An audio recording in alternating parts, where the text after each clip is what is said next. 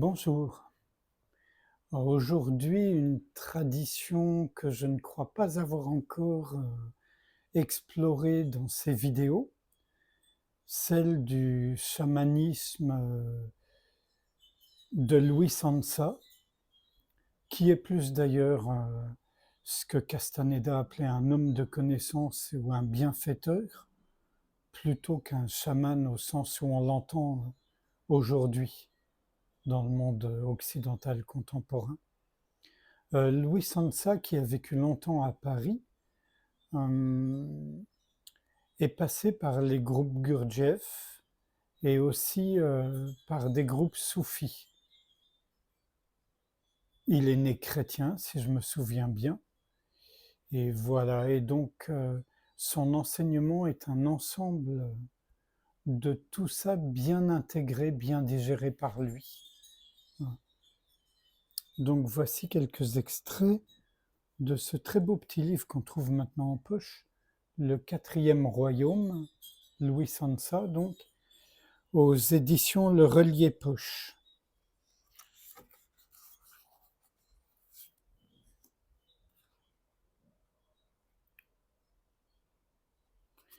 Question. D'après vous, il suffirait donc de renoncer à nos opinions pour accéder à une libération au niveau de la compréhension et de la vie intérieure. Cela rejoindrait le célèbre concept zen du lâcher-prise. Louis. Commençons par diminuer l'état d'identification à nos opinions, ces idées fixes, faites de compétitivité et d'arrogance. Faire la différence entre connaissance et opinion constitue déjà un degré d'évolution avancé.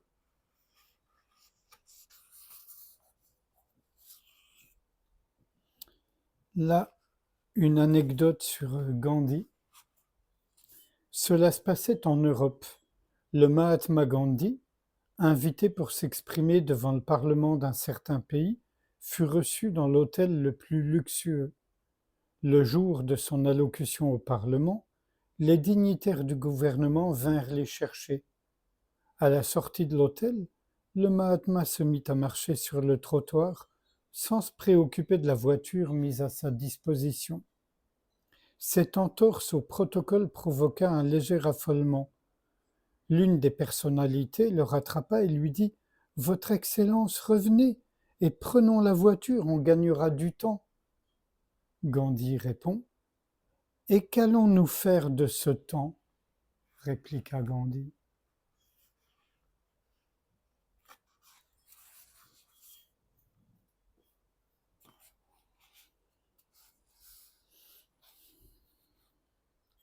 L'attention est la faculté essentielle et indispensable qui coordonne toutes les opérations de l'esprit et toutes nos actions. Du plus simple au plus haut niveau du conscient, l'attention est l'énergie centrale qui nous permet d'accéder par l'observation de soi à un savoir plus objectif.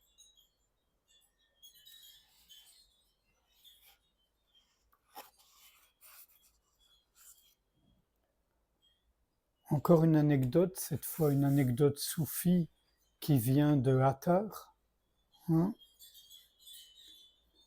Un jour où Moïse demandait de l'aide, il entendit en son cœur la voix de Dieu lui dire en secret « Va et demande conseil à Satan. » Surpris et perplexe, Moïse s'en fut donc à la recherche du diable. Après un dur voyage, il l'aperçut, assis sur une souche au bord du chemin. « Pardonnez-moi de vous déranger, murmura Moïse en s'approchant prudemment de Satan, mais il m'a été recommandé de prendre conseil auprès de vous. » Connaissant assez bien la nature de l'homme, le diable n'eut pas besoin de demander quel type de conseil. S'il y a un conseil qui peut t'aider dans le voyage de la vie, c'est de ne jamais oublier celui-ci. Évite d'utiliser trop souvent le mot « moi ». Et pourquoi cela, s'enquit Moïse ? Pour ne pas finir comme moi, lui répondit Satan.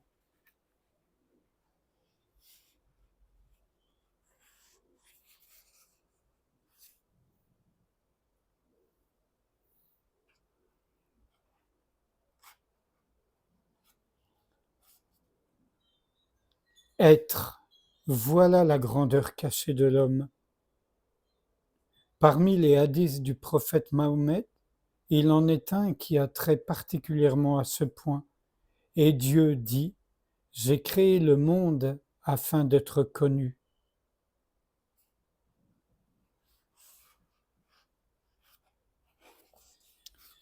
Et un tout dernier extrait qui est en fait la fin du livre avec deux extraits, l'un de Rumi, l'autre de Maître Eckhart.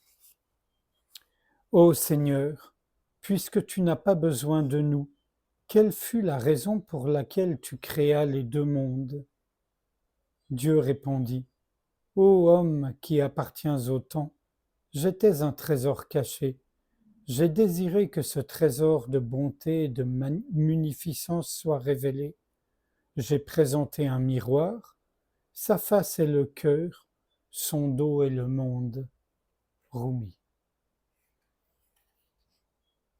Et de Maître Eckhart, bien des gens aimeraient se retirer complètement du monde et vivre dans la solitude pour y trouver la paix, ou encore être à l'église. Serait-ce ce qu'il y a de mieux à faire? Je réponds non. Et prends note du pourquoi. Celui dont l'attitude est droite se trouve bien en tout lieu et avec tout le monde.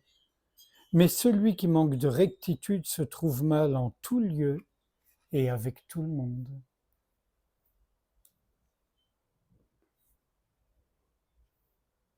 Sans réfléchir à ce qui vient d'être lu, je vous propose qu'on passe un instant ensemble, sans rien faire, juste être ouverture.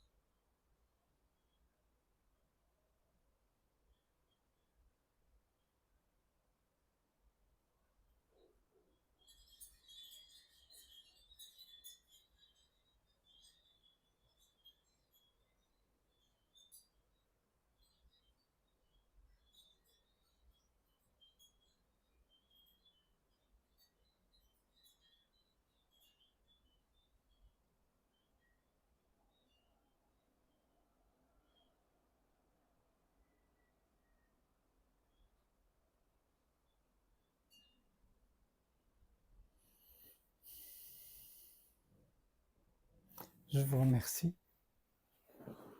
À bientôt.